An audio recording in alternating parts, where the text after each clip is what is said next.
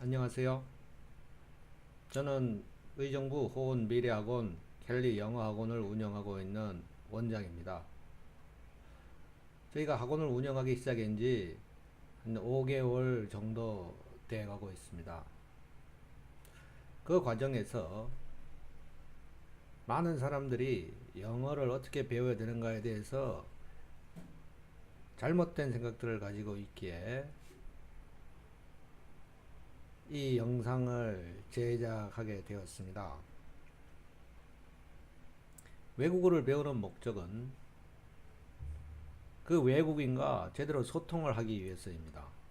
소통을 빼고는 외국어를 배워야 될 이유가 아무것도 없는 것이죠.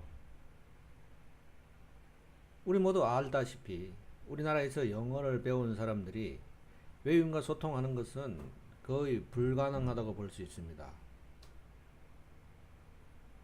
물론 학교 교육을 벗어나서 혼자 새로운 방법을 통해서 혹은 외국에서 영어를 배웠던 사람들은 별 문제 없이 소통을 해내지요.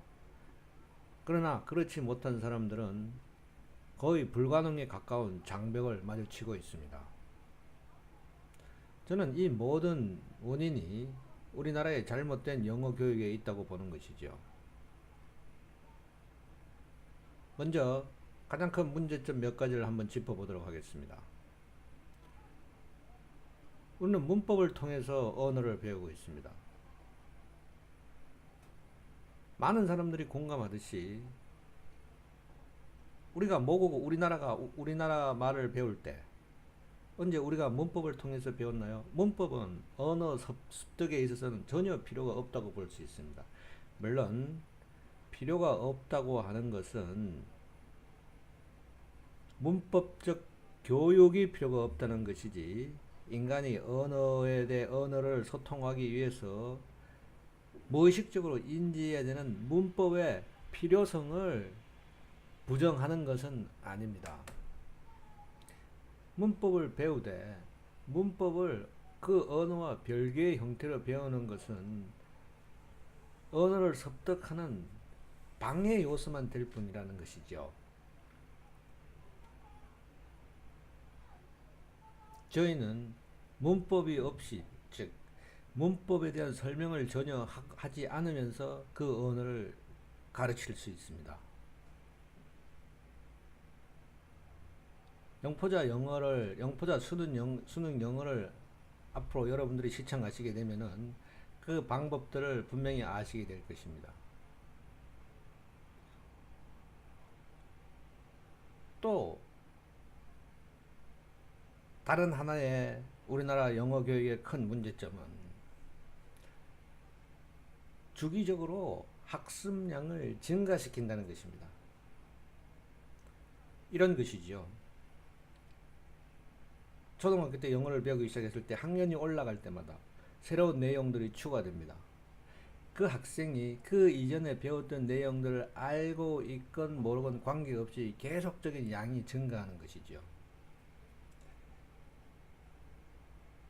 새로운 학습량의 증가는 이전에 배운 학습량의 망각을 의미합니다. 언어 교육에 있어서 이것은 치명타가 되지요. 우리가 모국어를 습득을 할 때 모국어를 습득할 수 있었던 이유는 뭐냐 하면은 오랜 게 수년에 걸쳐서 끊임없이 그 언어에 반복적으로 노출되어 왔기 때문입니다. 아기가 엄마라는 단어를 던지기 위해서 몇 년간 그 비슷한 소리들을 수없이 들어오는 겁니다. 그리고 또 1, 2년이 지나고 나서 문장을 배우게 되는 동안 그는 또 다른 수많은 한국어 문장에 노출되게 되는 것이죠. 일정 시간이 지난 다음에 그렇게 누적된 소량식 단편적인 언어 지식들은 아기의 머릿속에서 기하급수적인 언어적 능력을 창출해냅니다. 그리고 일정 시간이 지나면 그는 자유롭게 그의 모국어를 구사할 수 있게 되는 것이죠. 이 밑바탕에 있는 것은 바로 소량씩 일정 기간 무한 반복에 노출되었기 때문이라는 것입니다. 그 언어에 말입니다. 그런데 지금 우리나라에서 언어를 배우는 방법은 뭐냐면은, 그 영어를 배우는 방법은 그 이전에 그 학생이 이전에 배웠던 내용을 알건 모르건 주기적으로 학년이 바뀔 때마다 새로운 내용을 증가시키고, 또 그 증가된 내용은 이전에 배운 내용보다 더 어려운 내용이고, 이러다 보니까 아무리 공부를 잘 하는 학생이라고 할지라도 이성적으로 암기된 영어를 이해하고 해석할 따름이지, 그 언어를 진정으로 구사할 수 있는 능력을 갖추지를 못하게 된다는 것입니다.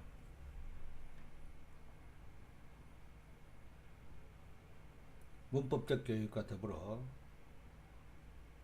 반복을 하지 못하게 하는 이러한 교육은 이제는 폐기되어야 한다는 겁니다. 물론